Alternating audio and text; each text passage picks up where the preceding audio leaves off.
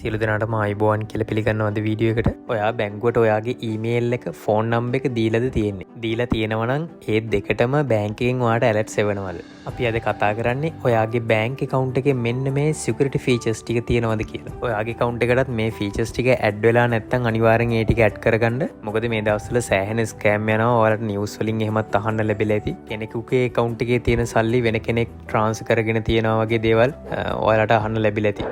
අපි මේ channel එකෙන් කතා කරන්නේ ගොඩක් වැදගත් දේවල්. ඒක නිසා channel එක subscribe කරලා නැත්නම් අනිවාර්යෙන් subscribe කරලා තියාගන්න. ඒ වගේම ඔයාගේ bank account එකෙත් SMS alert එක active වෙලා තියෙනවා නම් පහලින් comment එකක් දාන්න yes කියලා. active වෙලා නැත්නම් no කියලා comment එකක් දාන්න. මගේ banking experience එක ඔයාලත් එක්ක share කරගත්තොත් එහෙම සමහර customers ලා SMS alert එක deactivate කරලා තියෙනවා මගේ ළඟට ඇවිල්ලා. charges ගෙවන්න කැමති නැහැ කියලා alert එක cancel කරලා තියෙනවා. එහෙම cancel කරපු customer කෙනෙක්ගේ card එකක් නැති වෙලා, ඒ කියන්නේ card එක වෙන කෙනෙක් අරගෙන එයා ෆුඩ් සිටි වල හැමතැනම යූස් කරලා, හැබැයි මෙයා දන්නේ බැංක් එකට ආවට පස්සේ තමන්ගේ කාඩ් එක මෙච්චරක් යූස් වෙලා තියෙනවා කියලා. මොකද SMS alert එකවත් ඊමේල් එකවත් ඇක්ටිව් නැති නිසා එයා දන්නේ නැහැ එයාගේ account එකකින් මෙහෙම දේවල් වෙනවා කියලා. සමහර විට මේ වීඩියෝ එක බලන ඔයත් ඔයාගේ බැංක් account එකේ තියෙන SMS alert එක අයින් කරගන්න නැති charges වැඩි කියලා. එහෙනම් ඔයාටත් ලොකු අවදානමක් තියෙනවා. මොකද ටෙක්නොලොජි එක දවසින් දවස අප්ඩේට් වෙනවා වගේම ඒ වෙන අප්ඩේට්ස් වල පොඩි අඩුපාඩුත් තියෙනවා. එතකොට එහෙම වෙන අඩුපාඩුවකින් තව කෙනෙක් බලන් ඉන්නවා ප්‍රයෝජනයක් ගන්න. ඒක නිසා කොයිම වෙලාවකවත් හිතන්න එපා 100% ආරක්ෂිතයි කියලා. පහුගිය දවස්වල ඔයාලට මතක ඇති හාමුදුරු නමක් පීපල්ස් බැංක් එකට ගිහිල්ලා කෑ ගහනවා යාගේ බැංකු account එකේ තිබ්බ සල්ලි නැති වෙලා කියලා. හැබැයි ඔන්ලයින් බැංකින් පාවිච්චි කරන්නේ නැහැ. හැබැයි